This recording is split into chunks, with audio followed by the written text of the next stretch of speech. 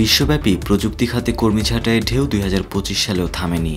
Google, Microsoft, মেটা, Amazon সহ একাধিক বড় প্রযুক্তি প্রতিষ্ঠান কর্মী ছাঁটাই অব্যাহত রেখেছে। 2022 ও 23 সালের ব্যাপক ছাঁটাইয়ের তুলনায় এবারের সংখ্যা তুলনামূলক কম।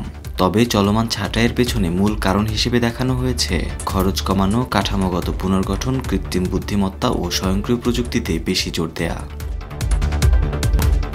প্রযুক্তি খাতে কর্মী ছাঁটাই পর্যবেক্ষণ সম্পর্কিত প্ল্যাটফর্মগুলোর তথ্য অনুযায়ী চলতি বছর এ পর্যন্ত বিশ্বের 93টি প্রযুক্তি প্রতিষ্ঠান মোট 23,500 জন কর্মী ছাঁটাই করেছে।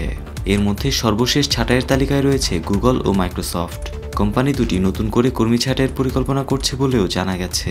গুগলের মূল প্রতিষ্ঠান অ্যালফাবেটের অধীনে সম্প্রতি অ্যান্ড্রয়েড, পিক্সেল স্মার্টফোন ও ক্রোম ব্রাউজার সংশ্লিষ্ট প্ল্যাটফর্ম অ্যান্ড ডিভাইসেস বিভাগ থেকে শত শত কর্মী ছাঁটাই করা হয়েছে। গত জানুয়ারিতে প্রতিষ্ঠানটি স্বেচ্ছা অবসরের সুযোগ দিয়েছিল এবং এরপর ফেব্রুয়ারিতে ক্লাউড ও মানব সম্পদ বিভাগেও কর্মী ছাঁটাই করা হয়। অন্যদিকে মাইক্রোসফটও মে মাসের মধ্যে মধ্যম স্তরের ব্যবস্থাপক পদে ছাঁটাইয়ের প্রস্তুতি নিচ্ছে।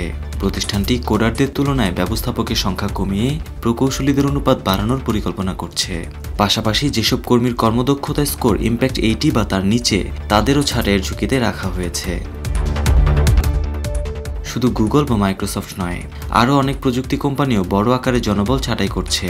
ওয়ার্ডপ্রেসের মূল কোম্পানি অটোমেটিক প্রায় 270 কর্মীকে বাদ দিয়েছে, যা প্রতিষ্ঠানের মোট জনবলের 16%। এআই নির্ভর কন্টেন্ট তৈরির দিকে ঝুঁকতে গিয়ে ক্যানভা 10 থেকে 12 জন টেকনিক্যাল রাইটার ছাঁটাই করেছে। টিকটক আয়ারল্যান্ডের ডাবলিন অফিসে ছাঁটাই করেছে 300 জন কর্মী, যা তাদের সে দেশের মোট কর্মীর 10%। ভারতের ওলা ইলেকট্রিক 5 মাসে দ্বিতীয়বারের মতো 1000-এর বেশি কর্মী ও কন্ট্রাক্টর ছাঁটাই করেছে। এদিকে মেটা বছরের শুরুতেই 3600 কর্মী ছাঁটাই করেছে, যাদের লো পারফর্মার হিসেবে চিহ্নিত করা হয়েছে। দ্রুততা ও গ্রাহক কেন্দ্রিক সংস্কৃতি গঠনের লক্ষ্যে অ্যামাজন কমিউনিকেশনস টিম থেকে কয়েক ডজন কর্মী বাদ দেওয়া হয়েছে। বিশ্লেষকরা বলছেন, এআই ভিত্তিক দক্ষতা বৃদ্ধির পরিকল্পনা, উচ্চ সুদের হার, মূল্যস্ফীতি ও প্রযুক্তি খাতে ব্যয় কমার কারণে এ ছাঁটাইয়ের প্রবণতা জোরালো হয়েছে।